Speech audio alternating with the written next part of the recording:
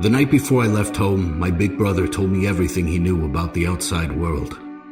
In the outside world, he said, women had the power to change the color of their hair and their eyes and their lips. We were on the back porch and just the light from the kitchen window. My brother Adam was cutting my hair the way he cut wheat, gathering handfuls of it and cutting it with a straight razor at about the halfway point. He'd pinch my chin between his thumb and forefinger and force me to look at him straight on. My 7 little brothers were sitting along the edges of the porch, watching the darkness for all the evils Adam described. In the outside world, he said, people kept birds inside their houses. He'd seen it.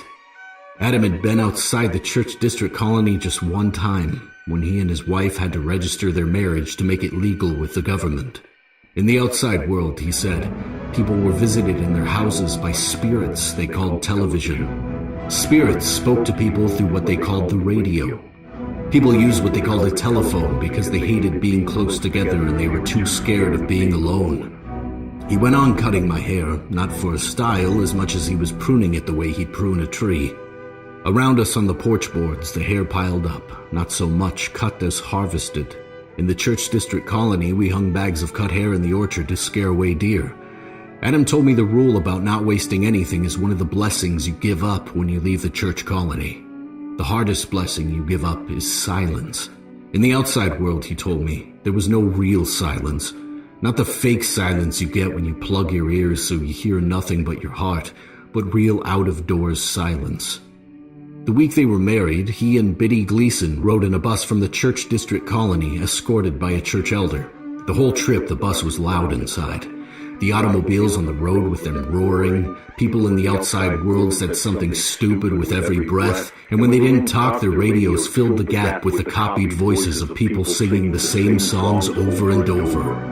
Adam said the other blessing you have to give up in the outside world is darkness. You can close your eyes and sit in a cupboard, but that's not the same thing. The darkness at night in the church district colony is complete. The stars are thick above us in this kind of darkness. You can see how the moon is rough with mountain ranges and etched with rivers and smoothed with oceans. On a night without the moon or stars, you can't see a thing, but you can imagine anything. At least that's how I remember. My mother was inside the kitchen ironing and folding the clothes I'd be allowed to take with me. My father was I don't know where. I'd never see either of them again. It's funny, but people always ask if she was crying. They ask if my father cried and threw his arms around me before I left, and people are always amazed when I say no. Nobody cried or hugged. Nobody cried or hugged when we sold a pig either. Nobody cried and hugged before they killed a chicken or picked an apple. Nobody lay awake at night wondering if the wheat they'd raised was truly happy and fulfilled being made into bread. My brother was just cutting my hair. My mother was just done ironing and she'd sat down to sew. She was pregnant. I remember she was always pregnant, and my sisters were all around her with their skirts spread on the kitchen benches or on the floor, all of them sewing. People always ask if I was scared or excited or what. According to church doctrine, only the firstborn son, Adam, would ever marry and grow old in the church district. When we turned 17, the rest of us, me and my 7 brothers and 5 sisters, would all go out for work. My father lives here because he was the firstborn son in his family. My mother lives here because the church elders chose her for my father. People are always so disappointed if I tell them the truth, that none of us lived in oppressed turmoil. None of us resented the church, we just lived. None of us were tortured by feelings very much. That was the complete depth of our faith. Call it shallow or deep, there was nothing that could scare us. That's how people raised in the church district colony believed. Whatever happened in the world was a decree from God, a task to be completed. Any crying or joy just got in the way of your being useful. Any emotion was decadent. Anticipation or regret was a silly extra, a luxury. That was the definition of our faith. Nothing was to be known. Anything was to be expected. In the outside world, Adam said it was a bargain with the devil that powered automobiles and carried airplanes across the sky. Evil flowed through electric wires to make people lazy.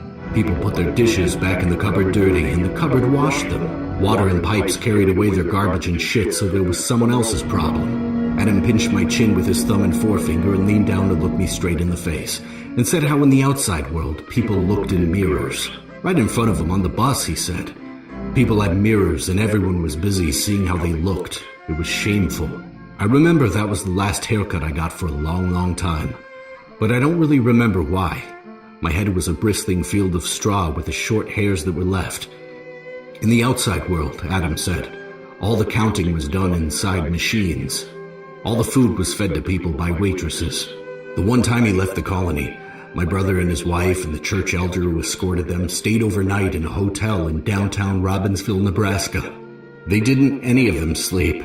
The next day, the bus brought them home for the rest of their lives. A hotel, he told me, was a big house where a lot of people lived and ate and slept, but no one knew each other. He said that described most families in the outside world. Churches in the outside world, my brother told me, were just the local stores that sold people lies made up in the distant factories of giant religions. He said a lot more I don't remember. That haircut was 16 years ago. Your text spoken by Glazier.